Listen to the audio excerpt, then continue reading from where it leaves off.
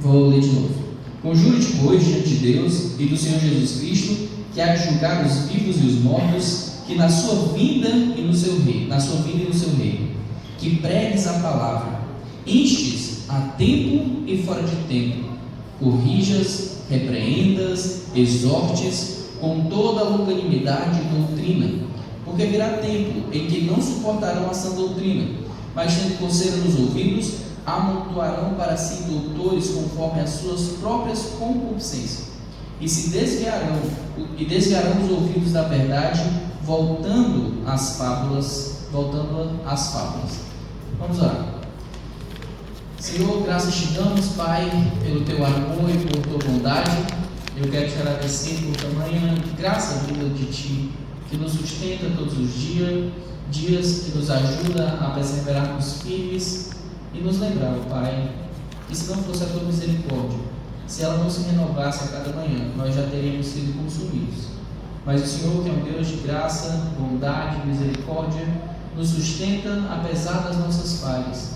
Nós somos gratos porque o Senhor nos escolheu antes da fundação do mundo, não porque merecemos, não porque somos melhores, mas sim porque o Senhor decidiu exercer a tua vontade em nos resgatar da morte e da perdição. Por isso queremos aprender mais de ti, ó Pai, e viver de acordo com a tua vontade. Em nome de Jesus, amém. Deixe sentar.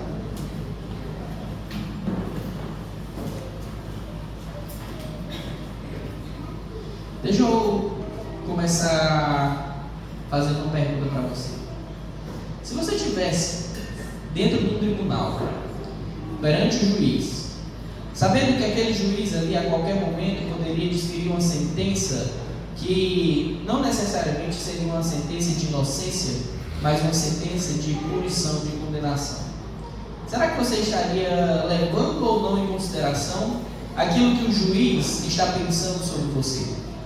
É interessante que quando nós olhamos para a carta que Paulo escreve aqui pela segunda vez a Timóteo, nós sabemos que Paulo estava prestes a se encontrar perante dois juízes.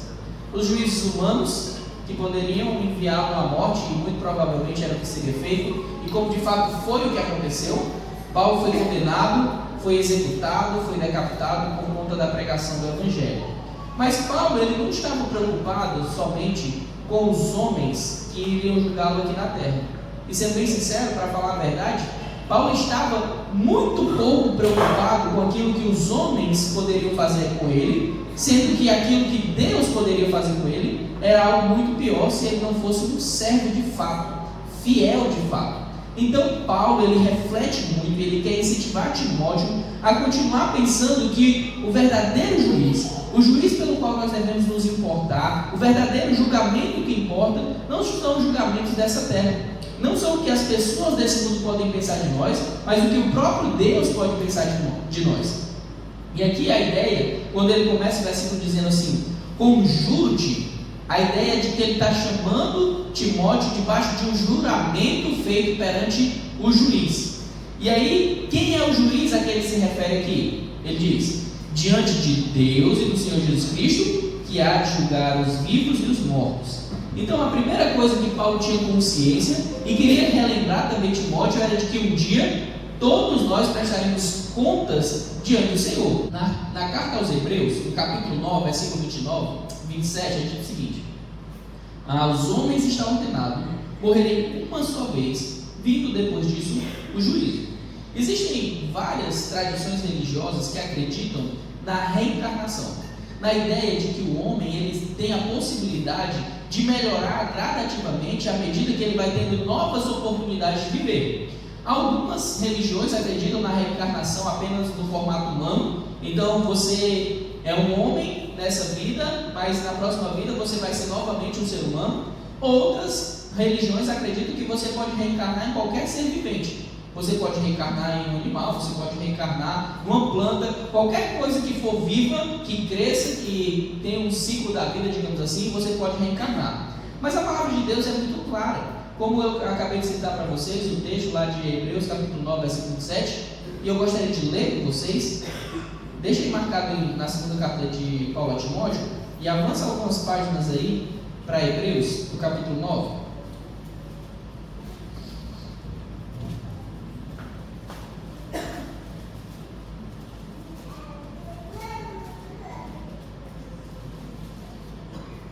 Hebreus capítulo 9, vamos ler de novo aí comigo, esse versículo que eu acabei de citar. O que ele diz no versículo 27? E como aos homens está ordenado morrerem uma vez. Quantas vezes? Uma vez. Vindo depois disso o juízo. A primeira coisa que Paulo então leva Timóteo a refletir nessa nova perícope que ele inicia aqui no capítulo 4, é a mesma coisa que eu gostaria que você refletisse nessa noite. Você tem refletido sobre a ideia de que quando você morrer, você estará perante um juiz, e esse juiz sabe tudo sobre você? É interessante que antigamente, quando a gente pensava em testemunhos dentro de tribunais, se duas pessoas disseram que viram um fato, aquilo ali era levado em consideração com um grande peso, não é? Afinal de contas, antigamente não tinha máquina de fotografar, não tinha filmagem, não tinha gravadores dos mais variados. Mas hoje em dia, de um modo geral, duas pessoas falando, será que ainda tem o mesmo peso que tinha antigamente? Embora leve-se em consideração, hoje em dia as pessoas têm a tendência de que se elas não verem filmado, se elas não verem gravado, elas não querem mais acreditar. Agora a pergunta que fica é: Deus, Ele tem todas as suas filmagens e áudios da sua vida? Tem.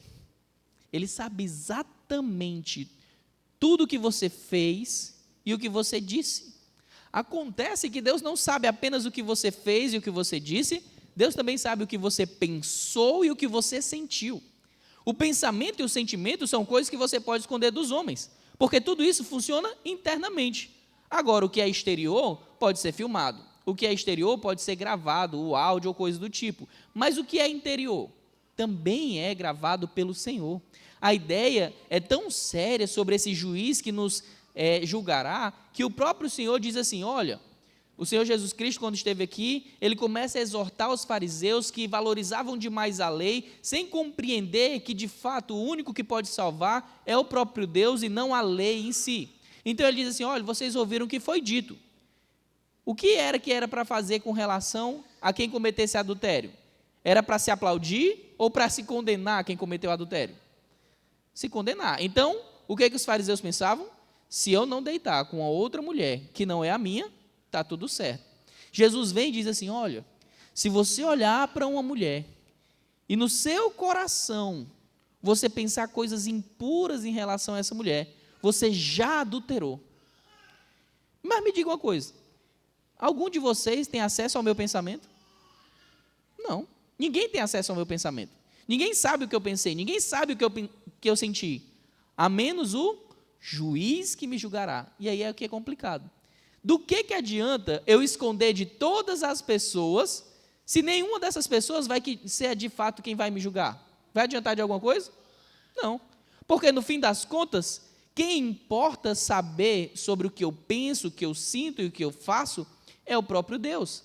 Então, diante dos homens eu posso aparentar uma coisa muito bonita, mas se eu não for de fato alguém que teme ao Senhor, de nada adiantará.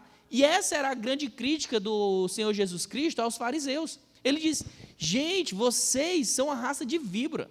Na verdade, vocês são como sepulcros caiados. Por fora está lindo, está tudo bem branquinho, está perfeito, está bem cuidado, mas por dentro é tudo carniça, é tudo imundície.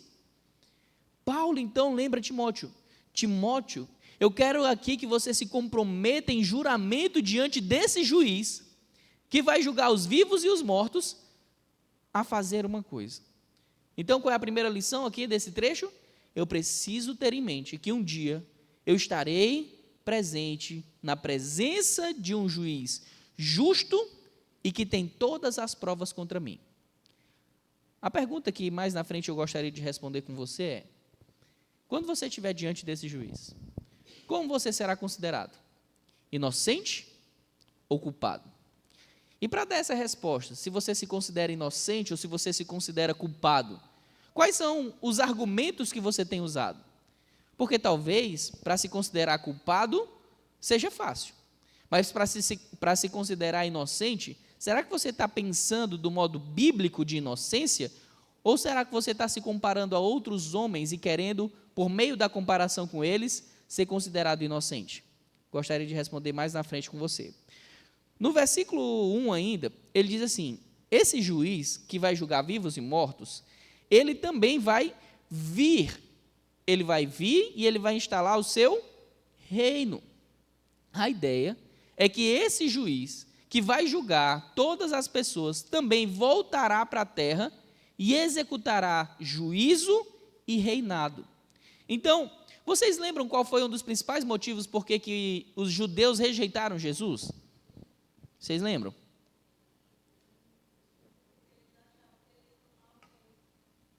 A ideia era, o Antigo Testamento fala que o Messias, ele teria duas faces, digamos assim.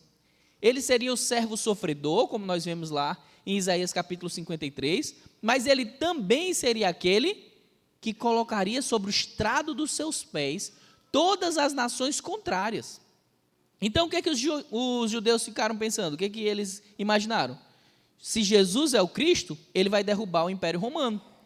Quando Jesus se entrega voluntariamente ao Império Romano, ele diz: esse daí não pode ser o Cristo. Certo? Esse foi o pensamento deles. Mas quando Jesus retornar, ele vai voltar com a mesma disposição, então, como um cordeiro para ser entregue? Não. Jesus, quando retornar, ele não voltará mais como cordeiro para ser entregue, porque isso ele já fez. Por isso que João apresenta Jesus dizendo: eis o Cordeiro de Deus que tira o pecado do mundo. Agora, como é que Jesus vai voltar? Ele é o leão da tribo de Judá. A ideia é que Deus executará juízo por meio de Jesus Cristo, e ele reinará pelos séculos dos séculos. Jesus executará juízo e o seu reinado será com cetro de ferro. Não haverá negociação e nem nada. Errou, será punido imediatamente. Essa é a noção que Paulo está falando aqui para Timóteo ter na mente. E por que Paulo quer que Timóteo tenha isso na mente? Versículo 2. Eu quero que você jure, Timóteo, que você vai pregar a palavra. Toda essa introdução no versículo 1, isso que o apóstolo Paulo falou para Timóteo, foi um pedido de que ele se comprometesse diante do juiz, de que iria fazer o quê? Pregar a palavra. Agora, que palavra?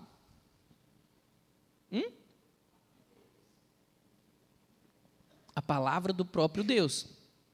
Então, pare e raciocina um pouquinho. Cadê a Neuma? Raciocina um pouquinho, né, Neuma? Que nem a gente estava conversando ontem. O que a gente faz? O justo juiz estabeleceu também a constituição dele. Porque esse juiz também é o legislador. Entende isso? O próprio juiz foi quem estabeleceu o que deve e o que não deve ser feito. E esse juiz que julgará, ordena que todos os seus servos, todos os seus filhos, preguem aquilo que está dentro da sua lei. Então, Paulo diz: Timóteo, lembra por quem tu vai ser julgado, lembra quem ele é, lembra da tua missão. Qual é a tua missão? Prega a palavra. Timóteo, não prega o que tu acha, não prega o que tu quer. Timóteo, prega a palavra. E lembra, todo o capítulo 3 nós vimos Paulo incentivando Timóteo a fazer essa mesma coisa, a não desviar o foco dele para outras questões, não fazer como aqueles que são levados para uma ideia totalmente ilusória, uma ideia cheia de fábulas, de confabulações, a ideia de criar histórias mágicas para entreter pessoas.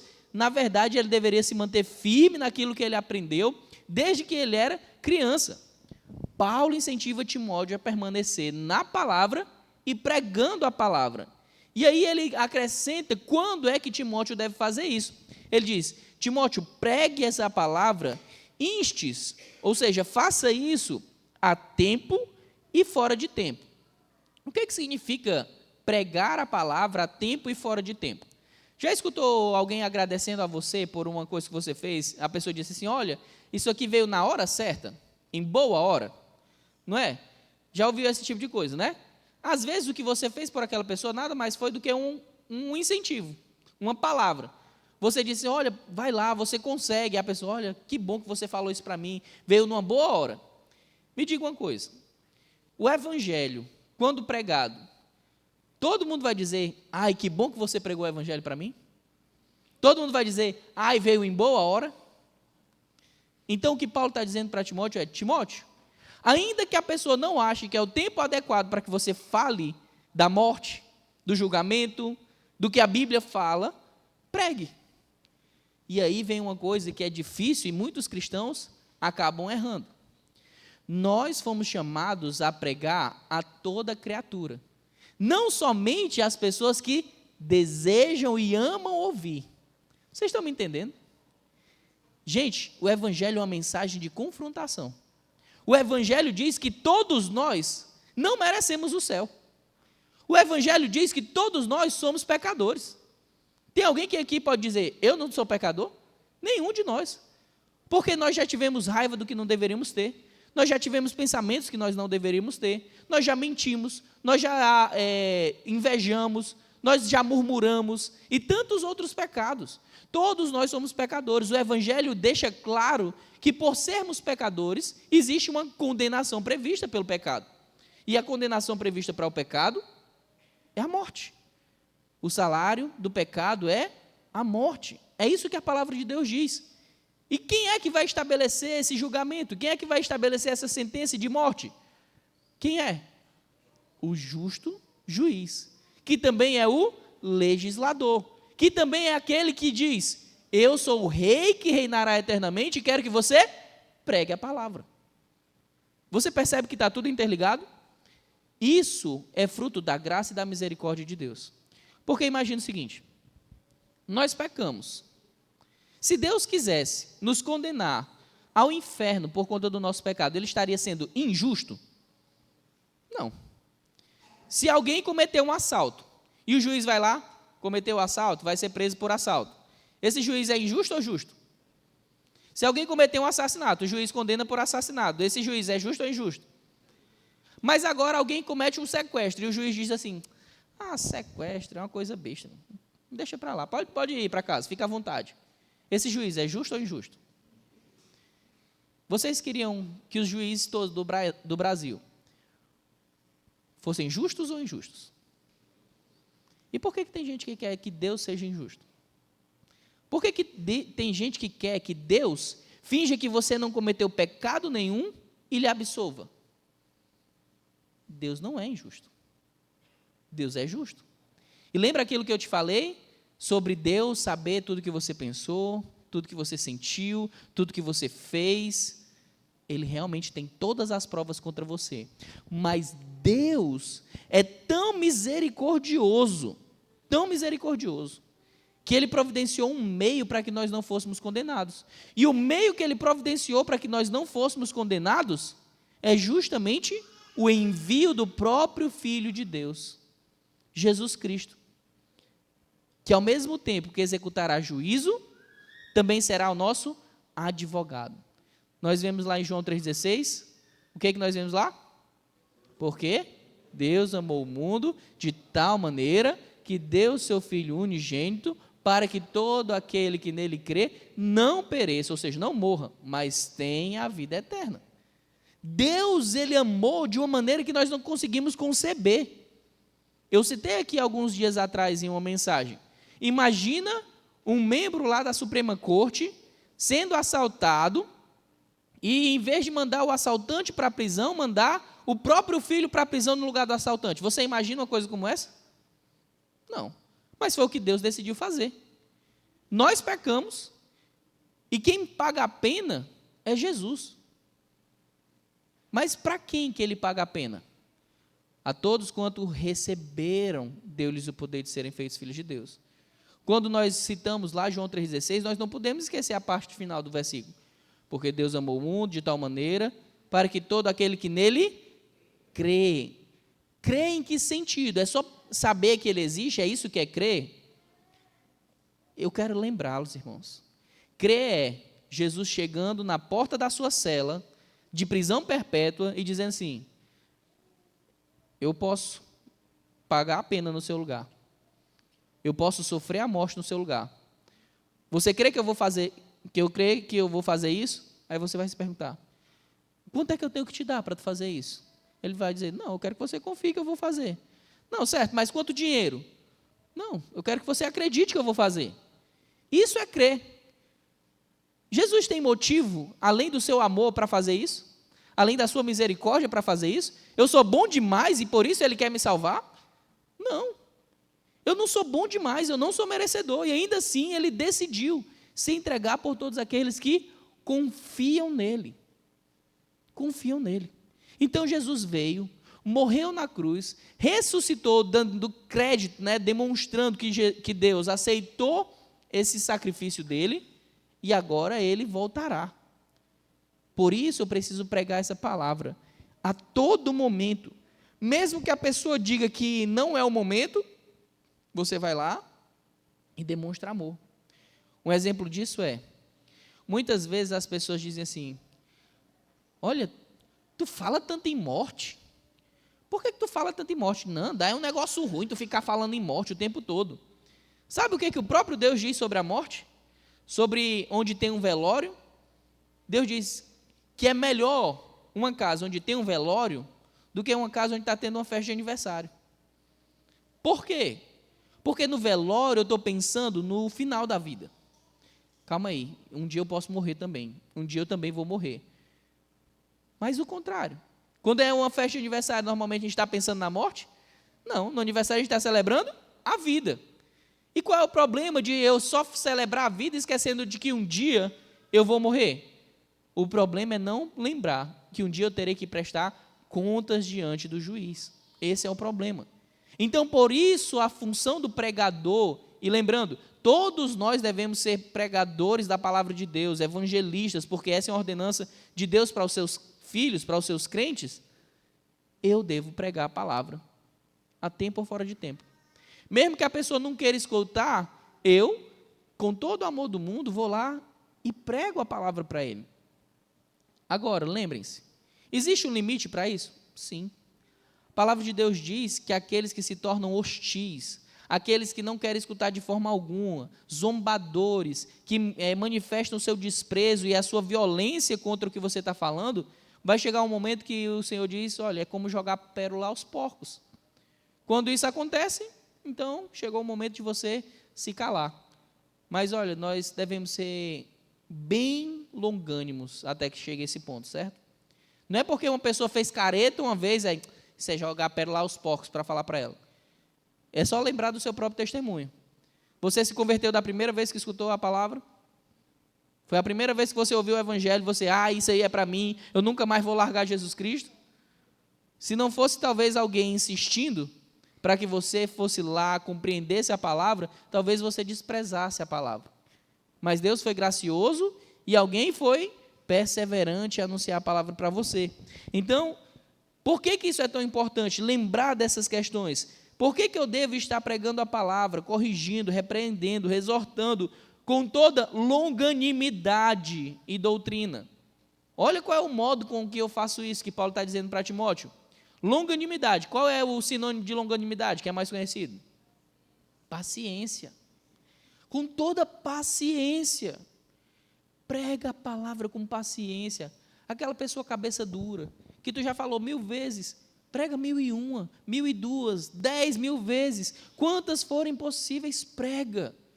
Com toda a doutrina. Olha só, tem gente que diz, esse negócio de ficar ensinando doutrina, isso aí é coisa de gente que não sabe amar a Deus de verdade. Não faz sentido, né? Se o próprio Deus diz assim, ensino toda a doutrina que eu deixo, ensina tudo que eu deixei, Jesus Cristo disse que eu devo fazer discípulos, ensinando-os a guardar todas as coisas que eu vos tenho ordenado. Ordenanças são o quê? Doutrina. Então Jesus, o próprio Deus, ordena que nós ensinemos com paciência e doutrina. Por que isso é tão importante? Versículo 3. Porque virá tempo em que não suportarão essa doutrina saudável, a sã doutrina, mas, tendo coceira nos seus ouvidos, amontoarão para si doutores conforme as suas próprias concupiscências. O que é concupiscência? Os seus próprios desejos. Então, como é que as pessoas hoje em dia escolhem os pregadores que elas vão escutar? Elas olham a doutrina do pregador? Não, elas olham se o pregador vai falar algo que confronte a elas ou não. Se o pregador só fala coisas que ela gostaria de escutar, nada que confronte a ela, ela diz, esse aqui eu vou ouvir. Esse aqui, ó, parece... Eu não sei quantos aqui tem esse negócio, mas tem muita gente que gosta de pegar aqui um palitinho, ficar no ouvido, né? Chega, revira os olhos, né? A ideia aqui no texto, por mais que no português pareça que está falando do coceira no ouvido como incômodo, no original a ideia da coceira no ouvido é essa ideia de ser agradável, de fazer cosquinha. Então, olha como o texto é construído aí, ó. Olha aí, versículo 3. Mas, tendo coceira no ouvido, nos ouvidos, amontoarão para si doutores conforme sua própria concupiscência. Então, eles querem sentir aquele negocinho bom. Olha que negócio bom aqui, ó, coçando meu ouvido, rapaz, ó, que negócio. Sabe quem é que gosta disso? O Abner. Chega, revira os olhos. Pega o cotonete e fica mexendo aqui. Lá na De Volta aos Princípios, o pessoal foi fazer a lavagem no ouvido dele, fizeram 3 vezes a lavagem, ele quase dormindo lá, tacando água dentro do ouvido dele, e ele achando uma maravilha. Essas pessoas que só estão preocupadas em ouvir o que querem, são justamente as pessoas que desprezarão aquele que os julgará. Por isso, nós precisamos perseverar pacientemente na boa doutrina, ou na sã doutrina, na doutrina saudável, ensinando as pessoas de que um dia nós estaremos perante o juiz. Mas nem todos, irmãos, escutarão. Olha o que diz no versículo 4. E desviarão os ouvidos da verdade, voltando às fábulas.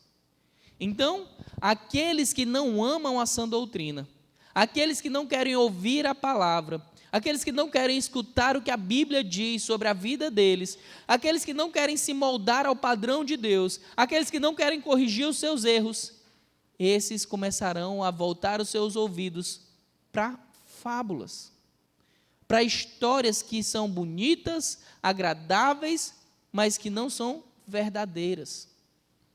E lembrem-se, irmãos, os falsos mestres, eles não ensinam só mentiras. O grande perigo dos falsos mestres é que eles contam muitas mentiras, travestidas de verdades e misturadas com verdades. Se alguém chegasse na frente do púlpito aqui, dizendo que é um pastor evangélico, dizendo assim, olha, você tem que adulterar mesmo, alguém ia dar crédito para esse cara? Talvez algum louco, mas de modo geral, todo mundo diz, que absurdo, né? Mas é assim que os falsos profetas fazem? Não. Olha, na década de 80, 90, teve um pastor presbiteriano muito famoso, o nome dele Caio Fábio. Quem é que conheceu o Caio Fábio na época que ele era presbiteriano ainda? Né? O Caio Fábio era, talvez, naquele período, como o Augusto Nicodemos, talvez seja hoje, né? De nome e tudo mais.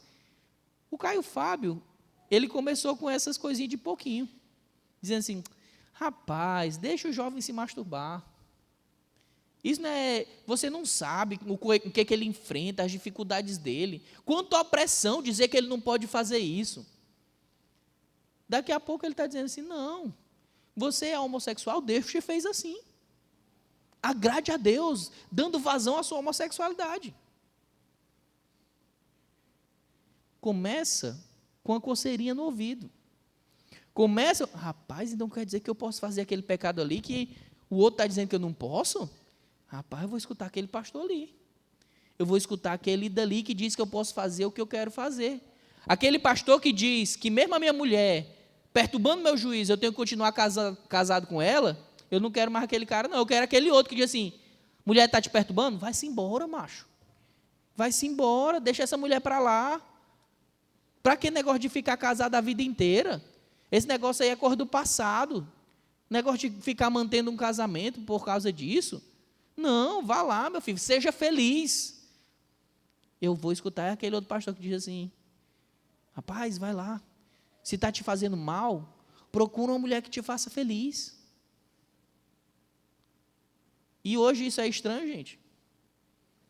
Antigamente, divórcio era uma coisa que escandalizava até uma pessoa que não era evangélica. Não precisava ser crente para se escandalizar. Rapaz, tu ficou sabendo que fulano de tal e cicrano se separaram? Como é que as famílias ficavam? Meu Deus, como é que foi isso? O que aconteceu?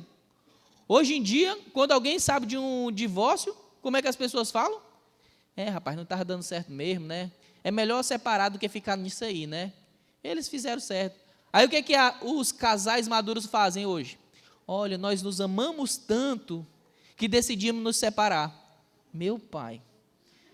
É só o que você vê aquela nota de famoso, né? Os famosos na internet tudo dizendo, olha, a gente se ama demais e por isso nós chegamos à conclusão de que não dá para continuar no casamento. Que amor é esse? O amor que Satanás quer que as pessoas achem que existe. Mas o que vai valer a pena?